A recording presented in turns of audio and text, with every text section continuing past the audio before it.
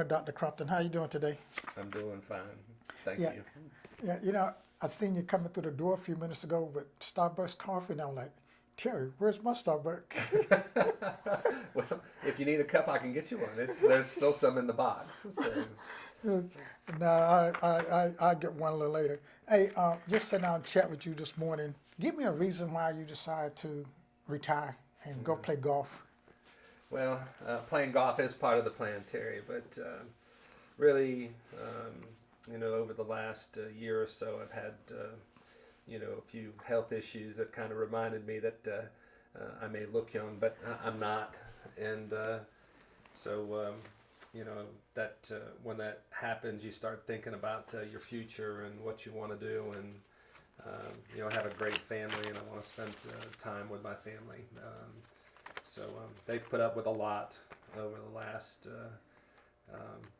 30-something years that I have worked in management, and whether it be in the private sector and the public sector, and it's time to commit time to them. And then from a professional perspective, this job takes a lot of time, and it takes a lot of energy. And as you get older, you just get to the point that you say, do I really have the energy and the commitment needed to do the job right? So it's not fair to the people in the organization and fair to the citizens. If my performance starts to wane a little bit. So it's just time for me to go and move on to something different. Well, Dr. John Crumpton, as a Marine, you always been real nice to me, and you said moving on, I kind of hate to see you leave because when I told you that I was in the Marine Corps, you said, "Oh, you come on, you got a job right now." Well, I've had good experience with former Marines, former military people in general. I find them very loyal and very committed to what they're doing, and I just kind of gravitate towards people like that. And I love to hear their stories. And in both the public and the private sector, I've worked with people with military background, and I'm just fascinated by their experiences. So it just comes easy to work with former military. And my dad was former military. He was a B-17 pilot and was ready to go to Europe when World War II ended. So have a special place in my heart for people that have military experience. After 15 years as county manager, what is the biggest changes you've seen in Lee County? Well, first of all, is the growth. Our population in the last few years has really started to grow, and the interest from Raleigh, really Raleigh and the Triad region, and people coming down here to live and to develop commercial industrial property. If you look back 15 years ago and look at the county as an organization, after the Great Recession, we were down to about 320 full-time employees. Now to service the citizens of Lee County with the growth that we're having, it's more like 450 full-time employees. So internally, that's the biggest thing, is having to add people to address the issues that the citizens are wanting us to address: Parks and Rec, library. And then nothing's bigger than the sheriff's office. The number of people that we've put in the sheriff's office and SROs in the schools really contributed to that. So there's been a lot of change in the county. We've changed the way we do things. But in the community, the growth and what the citizens are expecting. When I first got here, we didn't invest a lot in Parks and Rec. Matter of fact, it was kind of an afterthought, and over time, as our community is growing, quality of life issues have become more important. So pretty much starting with the city's revitalization of downtown, and then building the splash pad at Kiwanis Family Park, the expectations for those type of things just grew, and we've made improvements to all our parks. We have a multi-sports complex facility coming up. We'll be going out in the bid in June, and we'll have a new library hopefully in 24 months. So a lot of change to deal with the growth, and and along with that, I've seen a lot of people have to adapt to that growth. So it's an interesting time to be in Lee County. Yeah. And speaking of sports complex and splash park, I see that you have a beautiful project going up at Horton Park. Yeah, Horton Park is kind of a special park for me. My son did his Eagle Scout project at Horton, so I've spent a lot of time there, and I never really thought when we closed the pool at Horton, I never thought we would reopen it. I thought once we closed it, it was done. And trying to figure out what we would repurpose that park for was the major discussion. And then about 4 years ago, some folks got together and said, "Hey, let's talk about seeing if we can revitalize the pool and revitalize the park." And we're almost finished with the pool. It should be open by Memorial Day, and it's going to be a neat facility. People who grew up around there and used the pool, 15 years ago, they won't recognize the bathhouse. We've completely renovated the bathhouse, and it's beautiful. People are going to be really impressed. And then the pool itself is going to be a what they call zero walk-in pool, which means you don't have a curb on one end. You just walk into the pool at grade, and off to the side they'll have splash pad features. So it's going to be a neat pool, very neat. So very excited about that. Very excited about the new playground there and all the other improvements that we've made there. So it's great for that community. Okay. Doctor, what advice will you give people that's coming up in the future? Well, that question is kind of aimed at how people should deal with growth, and understand that we're now a sought-after community to move into. So there's going to be a lot of change, and that means the county government will have to change with it. So I was talking to the Kiwanis Club a few weeks ago and talking about the changes that were coming up associated with growth, and I could tell some of the people were maybe a little uncomfortable with some of the changes that were occurring. And so you're going from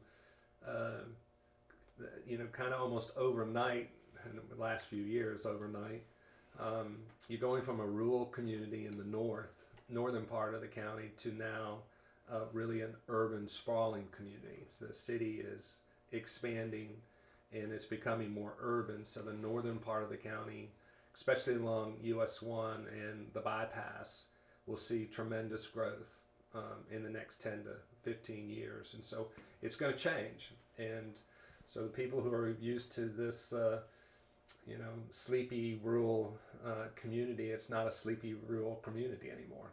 It's a thriving urban community, and that transformation will be ongoing. So my advice to people is that, you should probably pay attention to what the city and the county are doing from a planning perspective, and if you want the county or the city to preserve more open space and keep things that in that more rural setting, you need to get involved. Citizen engagement is the most difficult thing that local governments have, is getting a lot of people involved in the planning phase, because once the projects go to the city council or the county commissioners, the planning's already been done. And so sometimes it's hard to put those brakes on and say, hey, we're not going to approve that when that was what was designed. So you got to get involved.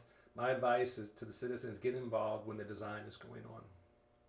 And that's how you have influence about what the community is going to look like in the future. Doctor, I know you always done a really, really good job, and always appreciate everything you do, because I like to be a comedian sometime. Yeah. And You try. Yes, I do. I just want to know, where did you get such a good sense of humor from? I probably get that from my mom, not my dad. My dad was a very serious person, and He worked for Ford Motor Company. He was executive with Ford Motor Company, and back in those days, things were very, very serious. So my humor, if I have a humor side, it came from my mom. She was and still is a very happy person, and always looks at the bright side of things, never looks at the dark side of things. So so that's where I got that from. So my dad did a lot of traveling. I spent a lot of time with my mom growing up. So comes from my mom. All right, the great good doctor with the smile. Is there anything else that you would like to add to this interview? Yeah, Terry. After 15 years, eight months, here in Lee County, there have been a lot of people that have helped me along the way, and a lot of it happens behind the scenes, so people don't know what goes on. But when I first got here, I got a call from former Lieutenant Governor Dennis Wicker, welcoming me to the community and offering me help. And people probably don't know it, but I've called Dennis quite a bit, at least early on in my tenure, to ask him about politics in the county. And so he was a great mentor to me. And then, Kirk Bradley and all the people that are involved in economic development, Donnie Odom, among other people. So thank you to all those people that helped in the economic development world along the way, because a lot of the great things that we've done here couldn't be done with the private folks. And then, of course, I want to thank all the county commissioners I served with. I talked about a little bit about them the other night at our board meeting, but didn't have enough time to really talk about them appropriately. But I've been very fortunate. I've had good boards and people who were, they may have seemed like we were being political or seemed like they didn't care, but everybody did.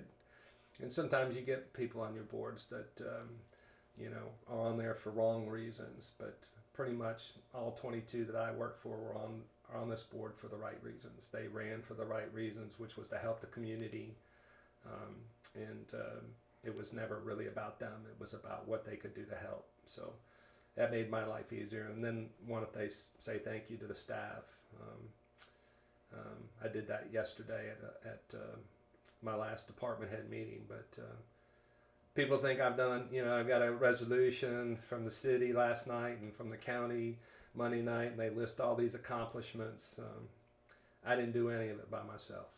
A lot of people helped me along the way, and as the manager, I can't do everything. I have to delegate, and if you don't have good people to delegate things to, things don't get done. So I've had great people working with me, great people in the community that have helped me, and so that's pretty much how I want to end it, by thanking everybody that helped me along the way. Right. Seemed like you had a fantastic team. I do, and I'm leaving a great team. It's what I'm probably the most proud of, is that when I first came here, we didn't have a lot of teamwork. People, was probably what people would expect a government to be, is everybody just kind of came to work and tried to do their own thing and just go home. And I've changed that culture here. People, just because you're, in one department doesn't mean you can't help another department achieve their goals. So putting teamwork together and achieving goals is what they need to do, and it doesn't matter what's in your job description. You need to want to help, and I've hired people that believe that, and it's a great organization, and it will carry on and do great things for the citizens here in Lee County. Well, Dr. John, I appreciate you taking the time for this interview, and I'm going to ask you one great big old giant favor. You got your mom's, Careful. you have your mom's smile. Like back in the days, the little small baby Coca-Colas, like the little 6-ounce Coca-Cola. Yeah. I think you and I would like for you and I to get together one day, and after the dust is settled, let's go get a small Coca-Cola, a hot dog, and just sit down and look at the birds fly and just chat about anything. Well, I think that'd be great, Terry. I think, You know, the best place to do that is on the back deck at the airport. If you haven't been up on the second story of the new airport terminal building and went out on that back deck and sat in a rocking chair and just looked out over the runway while airplanes are coming in and just see the activity out there, it's a great place to have a chat. And it's kind of a quiet, sleepy place that people don't really know about. My daughter and my granddaughter go up there. They live near the airport. They go over there all the time and go up on that observation deck and they look out over the airport. And you can sit there and rock and chair and rock till your heart's content and just watch everything that's going on. It's pretty cool. Great. We'll call it a day with Doctor, or with the great doctor after retirement.